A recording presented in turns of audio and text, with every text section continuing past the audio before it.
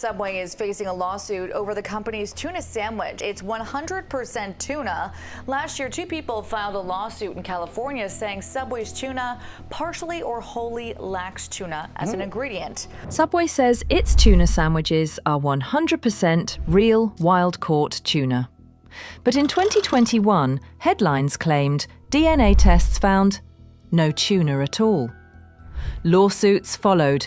Memes exploded, and customers were left wondering, what's actually in Subway's tuna?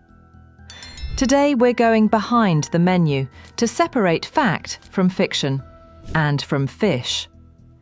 In January 2021, two California customers filed a lawsuit claiming Subway's tuna was not tuna at all. Instead, a mixture of various concoctions. The claims quickly went viral after the New York Times published DNA tests on samples from 3 Los Angeles Subways. The lab reported it couldn't identify tuna DNA, but experts immediately warned cooking breaks down DNA, making it very difficult to test for species once fish is processed. So the mystery wasn't as shocking as the headlines made it seem. The lawsuit argued that Subway was defrauding customers by selling a mystery mix instead of real tuna. But judges repeatedly trimmed the case down. By 2023, most of the claims were dismissed, with the judge noting the plaintiffs failed to prove the sandwiches weren't tuna.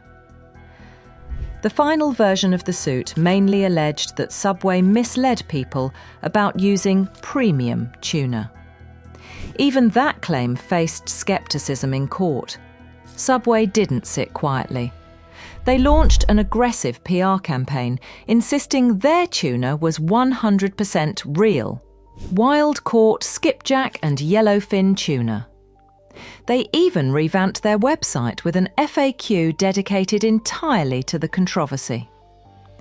Subway called the lawsuit meritless and accused the lawyers of chasing headlines instead of facts. And legally, that strategy mostly worked. Courts agreed the plaintiffs lacked solid evidence. So what's actually in Subway's tuna? Ingredient lists show it's made of flake tuna, mayonnaise, and some preservatives.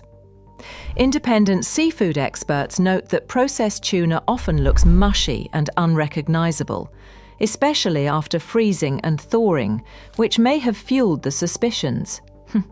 In other words, Subway's tuna is just tuna salad.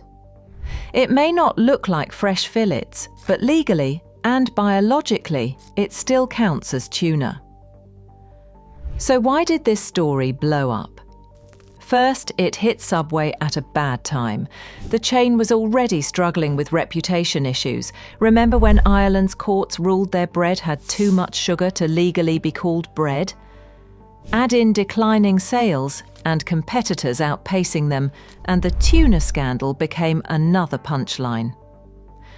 Second, tuna salad is a trust product.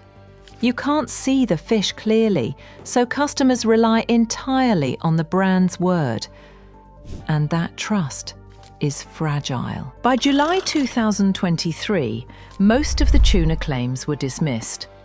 The case didn't prove fraud, but Subway's reputation took a big hit anyway.